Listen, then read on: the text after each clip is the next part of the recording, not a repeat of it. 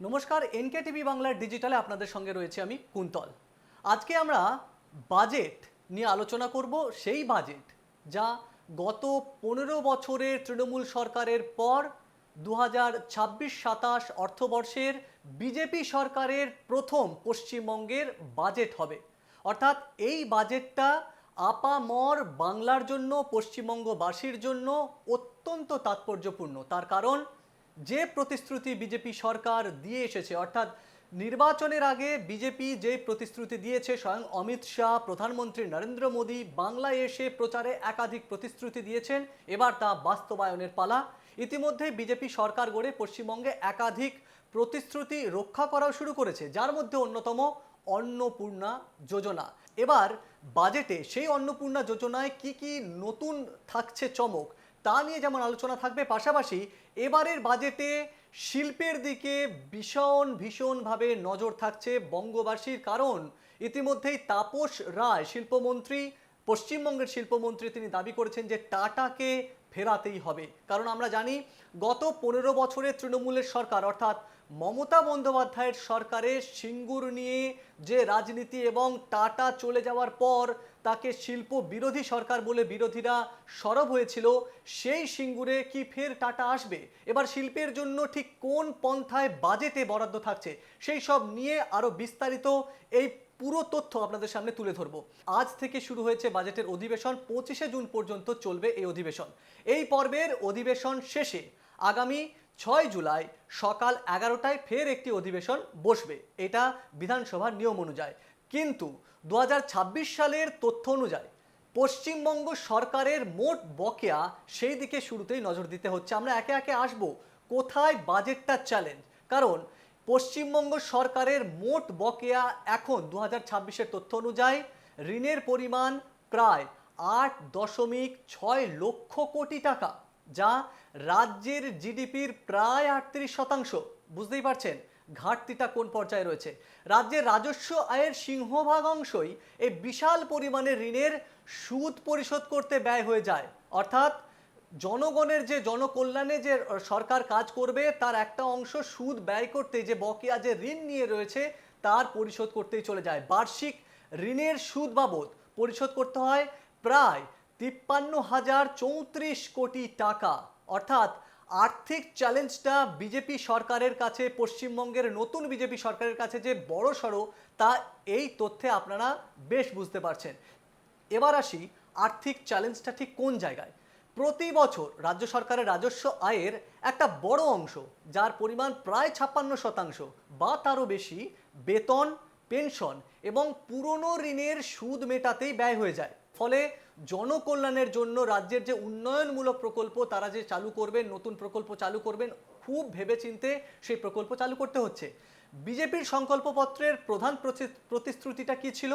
মহিলাদের আর্থিক সহায়তা প্রদান। অর্থাৎ তৃণমূল সরকার, মমতার আমলে লক্ষ্মীর ভাণ্ডার দিয়ে মাস্টার স্ট্রোক দিয়েছিলেন মমতা বন্দ্যোপাধ্যায়। সেই লক্ষ্মীর ভাণ্ডারে প্রথমে 500 টাকা দিয়ে শুরু হয়েছিল, তা ক্রমেই 1000 টাকা হয়। এবং ভোট অন অ্যাকাউন্ট যে বাজেট প্রস্তাব ছিল, অর্থাৎ ফেব্রুয়ারি মাসে তৃণমূল সরকারের বাজেটে, এই সরকার ঠিক আসার আগে ভোটের সময় যে বাজেট হয়েছিল, সেই বাজেটে 1500 টাকা করে প্রতি মহিলাকে লক্ষ্মীর ভাণ্ডারে দেওয়ার জন্য ঘোষণা করেছিলেন তৎকালীন মুখ্যমন্ত্রী মমতা বন্দ্যোপাধ্যায়, অর্থাৎ তৃণমূলের সরকার। সেই টাকা পেয়েছিলেন প্রায় 2,42,00,000 মহিলা। এবং তখন বিরোধী দল সরকার, অর্থাৎ সরকারে আসার আগে যে বিরোধী দল ছিল পশ্চিমবঙ্গের বিজেপি, শুভেন্দু অধিকারী থেকে শুরু করে যারা বিজেপি নেতারা ছিলেন, তারা প্রতিশ্রুতি দিয়েছিলেন যে এই 1500 টাকাটা তারা সরকারে এলে 3000 টাকা করে দেবেন। এবং সেই কথা মতো পশ্চিমবঙ্গে সরকারে আসার পরে 3000 টাকা করে ইতিমধ্যেই লক্ষ্মীর ভাণ্ডার নাম পরিবর্তিত হয়ে গেছে অন্নপূর্ণা যোজনা। এবং সেই অন্নপূর্ণা যোজনার আওতায় ইতিমধ্যেই লক্ষ্মীর ভাণ্ডারের যে তথ্য, সেই তথ্য ভেরিফিকেশন হচ্ছে। একাধিক গরমিল পাওয়া গেছে। তা সত্ত্বেও যে এসআইআর পর্বে যে ঝাড়াই বাছাই হয়েছিল, তাতে প্রায় 30 লক্ষের বেশি নাম বাদ হয়ে গেছে। ফলে 2,42,00,000 থেকে 30 লক্ষ এমনিতেই বাদ হয়ে গেছে লক্ষ্মীর ভাণ্ডার প্রকল্প থেকে। অর্থাৎ অন্নপূর্ণা যোজনা থেকেও তারা আর কোনো টাকা পাচ্ছেন না। এবার আসছি ডিএ বা বেতন। সরকারের প্রতিশ্রুতি ছিল যে ৪৫ দিনের মধ্যে, সরকারে আসার ৪৫ দিনের মধ্যে সপ্তম বেতন কমিশন গঠন এবং সরকারি কর্মচারীদের মহার্ঘ ভাতা বকেয়া মেটানো হবে। এবং এই যে বকেয়া মেটানো হবে তার জন্য তার আগে ইতিমধ্যেই যে বাজেটে কিছু একটা চমক থাকতে পারে সেই আশা করছেন বিশেষ করে যারা আন্দোলনকারী তারা করছেন। তারা ইতিমধ্যে মুখ্যমন্ত্রীর সঙ্গে নবান্নে সাক্ষাৎ করেছেন এবং তারা এখনই হতাশ হচ্ছেন না, কারণ পুরনো সরকারের সঙ্গে তাদের লড়াই ছিল দীর্ঘ, একাধিকবার সুপ্রিম কোর্ট পর্যন্ত গিয়ে তারা তাদের হকের যে বকেয়া এখনো পর্যন্ত পাননি। সেই বকেয়া টাকা এবার তারা পেতে নতুন সরকারের কাছে ইতিমধ্যেই এক দফা আলোচনা করেছেন এবং নতুন সরকার তাদেরকে বলেছেন যে বিভিন্ন জটিলতা রয়েছে, সেই জটিলতাটা কেটে গেলেই তারা মহার্ঘ ভাতা দিতে শুরু করবেন। অর্থাৎ নতুন সরকারের কাছে প্রচুর বলা যায় হাজার হাজার কোটি টাকার চ্যালেঞ্জ, কারণ ইতিমধ্যে বিরোধীদের একাংশ যেমন বলতে শুরু করেছিলেন যে ১৫ বছরে তৃণমূল সরকার পশ্চিমবঙ্গকে খাদের কিনারায় রেখে গেছে, ঋণগ্রস্ত করে রেখে গেছে। সেই ঋণ মেটানো, উন্নয়নমূলক কাজ করা এবং জনগণের কল্যাণে একাধিক সরকারি প্রকল্পকে লাগু করা এবং বিজেপির প্রতিশ্রুতিকে বাস্তবায়ন করা একটা বড় চ্যালেঞ্জ বিজেপি সরকারের কাছে, বিশেষ করে পশ্চিমবঙ্গের বিজেপি সরকারের কাছে। এবার আসছি পরের একটি বিষয়, সেটা হচ্ছে ইউসিসি। সরকার গঠনের ৬ মাসের মধ্যেই রাজ্যে ইউসিসি কার্যকর করার প্রতিশ্রুতি দিয়েছিল বিজেপি। অর্থাৎ অভিন্ন দেওয়ানি বিধি, একের বেশি বিবাহ করা যাবে না, সেই বিল আনার যে পরিকল্পনা করেছিল তৎকালীন বিরোধীরা, পশ্চিমবঙ্গে সরকার গঠনের পরেও তারা সেই বিষয়ে আলোচনা করবে। এবার বাজেট অধিবেশনে সেই জন্য কি কি থাকে সেদিকেও যেমন নজর থাকবে। পাশাপাশি দুর্নীতি রোধ, রাজ্যে নিয়োগ দুর্নীতি, বড় সড়ো দুর্নীতি পশ্চিমবঙ্গ জুড়ে মানুষের কাছে একদম বীতশ্রদ্ধ পরিস্থিতি হয়ে উঠেছিল। একাধিক নিয়োগ কেলেঙ্কারিতে রাজ্যের মন্ত্রীরা, বিশেষ করে তৎকালীন শিক্ষামন্ত্রী পার্থ চট্টোপাধ্যায়কে আমরা দেখেছি টাকা সহ ধরা পড়েছে তার সঙ্গীকে, এবং নিয়োগ দুর্নীতিতে বড়সড় একটা কেলেঙ্কারি ধরা পড়েছে। এখনও বিজেপি সরকারের আমলে আসার পর সেই তৎকালীন তৃণমূলের যে নেতারা নিয়োগ দুর্নীতিতে যুক্ত তাদেরকে ধরা পড়েছে। ফলে নিয়োগের ক্ষেত্রে একটা বাজেটে বরাদ্দ থাকবে, কারণ যে বিধানসভার যে অধিবেশন বসতে চলেছে সেখানে প্রতি বছর তার আগে যে নিয়োগ করার যে প্রতিশ্রুতি দিয়েছিল, প্রতি বছর টেট পরীক্ষা হবে, বিজেপি যখন বিরোধী ছিল তখন তারা প্রতিশ্রুতি দিয়েছিল, সেই মতো সরকারে আসার পর বিরোধী সেই বরাদ্দ কিভাবে রাখে সেই দিকে যেমন নজর থাকবে। পশ্চিমবঙ্গে বিধানসভা নির্বাচনকে সামনে রেখে তৃণমূল সরকারের শেষ পূর্ণাঙ্গ যে বাজেট ছিল, অর্থাৎ অন্তর্বর্তী যে বাজেট ছিল, ভোট অন অ্যাকাউন্ট পেশ করা হয়েছিল, তাতে ৪.০৬ লক্ষ কোটি টাকার বরাদ্দ ছিল। তৎকালীন অর্থমন্ত্রী চন্দ্রিমা ভট্টাচার্য এই বাজেট পেশ করেছিলেন, যেখানে মূলত জনকল্যাণমূলক প্রকল্প, সরকারি কর্মচারীদের সুবিধা এবং যুব সমাজের উপর বিশেষ জোর দেওয়া হয়েছিল। প্রধান সামাজিক যে প্রকল্পগুলো ছিল তার মধ্যে লক্ষ্মীর ভাণ্ডার ছিল। এই প্রকল্পের জন্য বড় অঙ্কের বরাদ্দ দেওয়া হয়েছিল। কত টাকা? মাসে ১৫০০ টাকা করে পেতেন। তফসিলি জাতি অর্থাৎ এসসি এবং তফসিলি উপজাতি অর্থাৎ এসটি শ্রেণীর মহিলারা প্রতি মাসে পান ১৭০০ টাকা করে, এবং সেটা অন্নপূর্ণা যোজনায় বেড়ে সবাই ৩০০০ টাকা করে পাবেন যদি তাদের নথি ঠিক থাকে এবং তারা যদি ভারতীয় হন এবং নথি যাচাইয়ের পর তারা যদি উপযুক্ত মনে করে সরকার, তবে তারা ৩০০০ টাকা করে পাবেন। এই তৃণমূল সরকারের বিদায়ের সময় ২,৪২,০০,০০০ মহিলা লক্ষ্মীর ভাণ্ডার প্রকল্পের সুবিধা পেয়েছেন। আর ফেব্রুয়ারি থেকে এই প্রকল্পে ৫০০ টাকা করে বাড়ানো হয়, অর্থাৎ ১,৫০০ টাকা করে দেওয়া হয়। অন্তর্বর্তী বাজেট পেশের সময় এই প্রকল্পের জন্য ২০২৬ থেকে ২৭ অর্থবর্ষে অতিরিক্ত ১৫,০০০ টাকা বরাদ্দের প্রস্তাব করেছিলেন তৎকালীন স্বাধীন দায়িত্বপ্রাপ্ত অর্থমন্ত্রী রাজ্যের চন্দ্রিমা ভট্টাচার্য। এই প্রকল্পের জন্য মোট বরাদ্দ ও ব্যয়ের পরিমাণ ছিল ৭৪,০০০ কোটি টাকা। এবার অন্নপূর্ণা যোজনায় ৩,০০০ করে দেওয়া শুরু হয়েছে। গত ১৫ই জুন মুখ্যমন্ত্রী বলেছেন, অর্থাৎ শুভেন্দু অধিকারী জানিয়েছেন যে ৭৯ লক্ষ মহিলার অন্নপূর্ণা যোজনা দেওয়া হয়ে গেছে। এর পাশাপাশি কৃষক বন্ধু, স্বাস্থ্যসাথী, কন্যাশ্রী এবং রূপশ্রীর মতো প্রকল্পগুলো চালু করে গেছেন তৎকালীন তৃণমূল সরকারের মুখ্যমন্ত্রী মমতা বন্দ্যোপাধ্যায়, এবং কন্যাশ্রীর মতো প্রকল্পগুলো জনসমাজে তথা দেশ জুড়ে তা সমাদৃত হয়েছে। বর্তমানের বিজেপি সরকারে আসার পর মুখ্যমন্ত্রী শুভেন্দু অধিকারী বলেছেন কোনো জনকল্যাণমূলক সামাজিক প্রকল্প তারা বন্ধ করবেন না। অর্থাৎ বাজেটে তৎকালীন তৃণমূল সরকারের এই যে কন্যাশ্রী, রূপশ্রী, কৃষক বন্ধু সহ যে ভাতাগুলো দেওয়া হয়, সেই ভাতায় কি ধরনের বরাদ্দ হচ্ছে এবং তার পাশাপাশি 100 দিনের কাজে কি বরাদ্দ হচ্ছে সেই বিষয়ে আমাদের নজর থাকবে এবং গোটা বাংলা নজর থাকবে।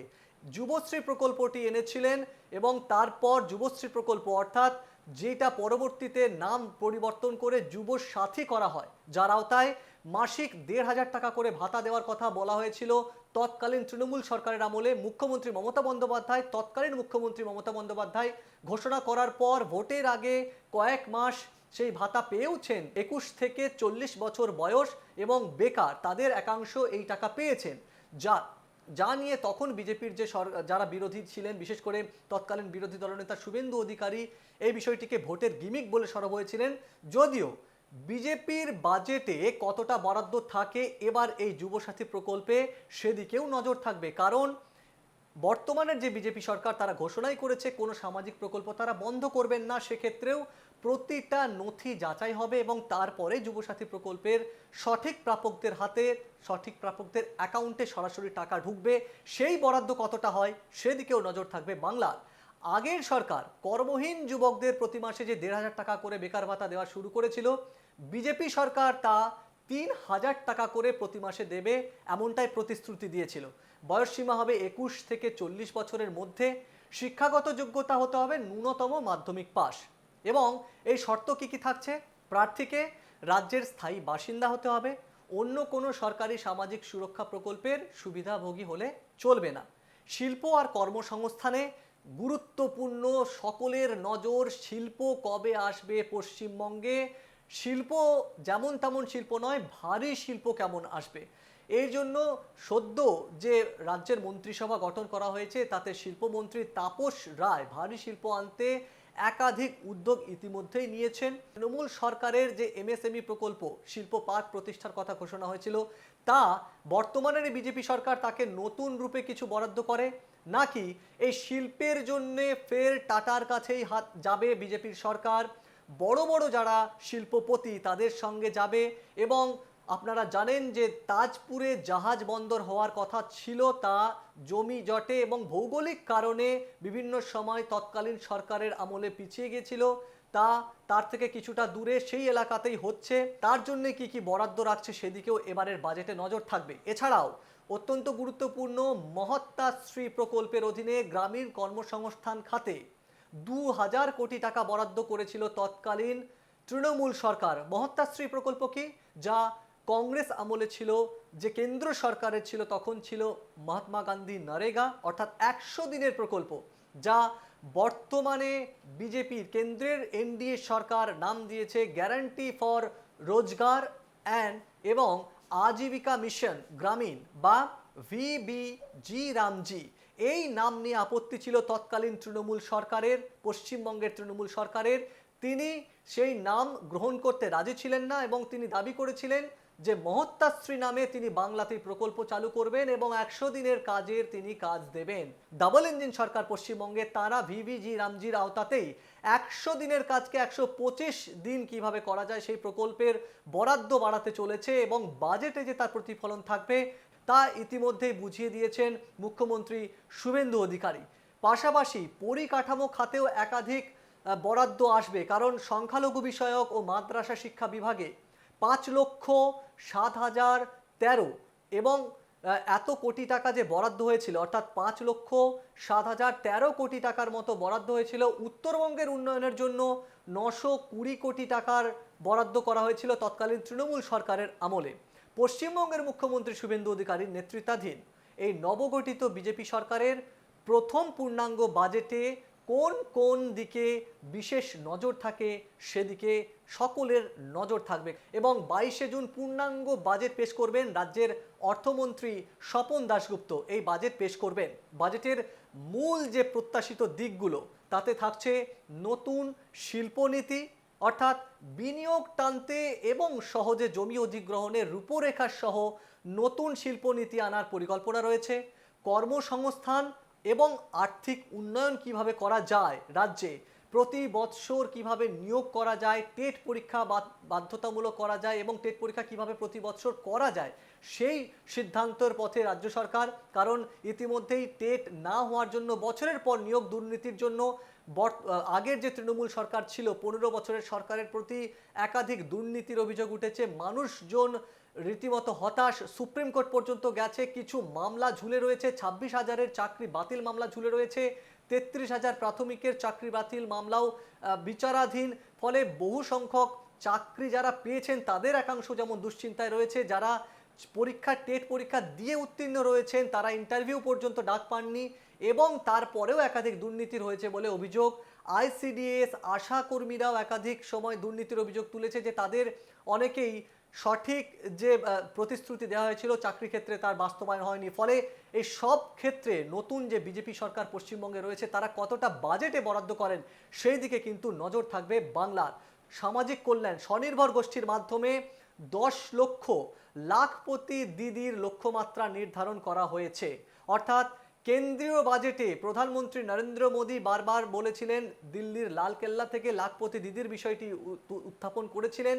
কেন্দ্রীয় বাজেটে নির্মলা সীতারামন কেন্দ্রীয় অর্থমন্ত্রী তিনি লাখপতি দিদির বিষয়টি বলেছেন এবং তাদের জন্য যে বরাদ্দ রয়েছে সেই বিষয়টি বলেছেন।